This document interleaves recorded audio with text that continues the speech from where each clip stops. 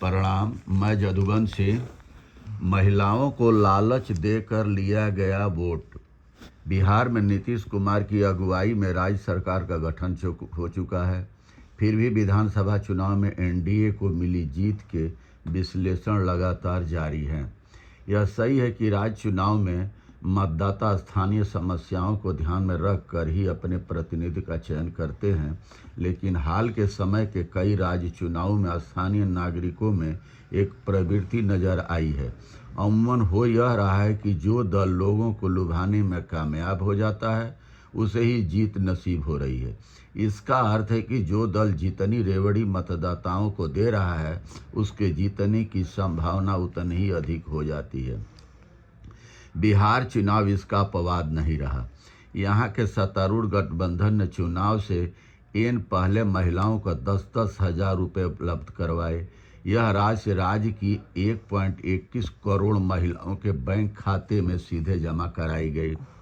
दिलचस्प है यह कि मुख्यमंत्री महिला रोजगार योजना की घोषणा 29 अगस्त को ही की गई थी और महज 1-2 माह में इसे लागू करके इसकी पहली राशि हस्तांतरित भी कर दी गई।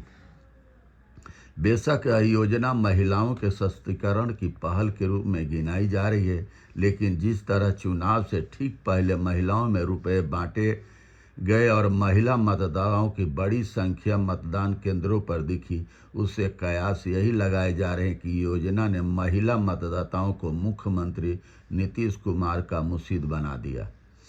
यह इस कयास को बल इसलिए ही मिलता है क्योंकि राज्य का खजाना ऐसी योजनाओं का भार ढोने में बहुत हद तक सक्षम नहीं है।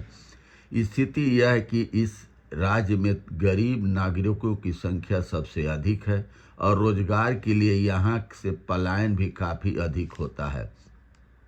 जाहिर है यदि राज्य सरकारें चुनाव जीतने के लिए ऐसी योजनाएं लागू करती रहेंगी तो उनको दिवालिया होने के लिए बहुत लंबा इंतजार नहीं करना पड़ेगा।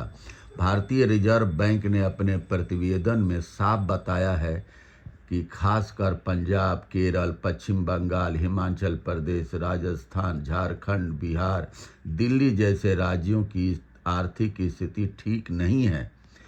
यदि इन राज्यों के आर्थिक ढांचे को सुधारने के प्रयास नहीं किए गए तो यहाँ की स्थिति बिगड़ सकती है। हालांकि समय समय पर केंद्र सरकार सहायता राशि उपलब्ध कराकर कई राज्यों की वित्तीय कठिनाइयों को दूर करने का प्रयास करती रहती है, परंतु उसकी भी एक सीमा है और वह भी लंबे समय तक यह काम नहीं कर सकती।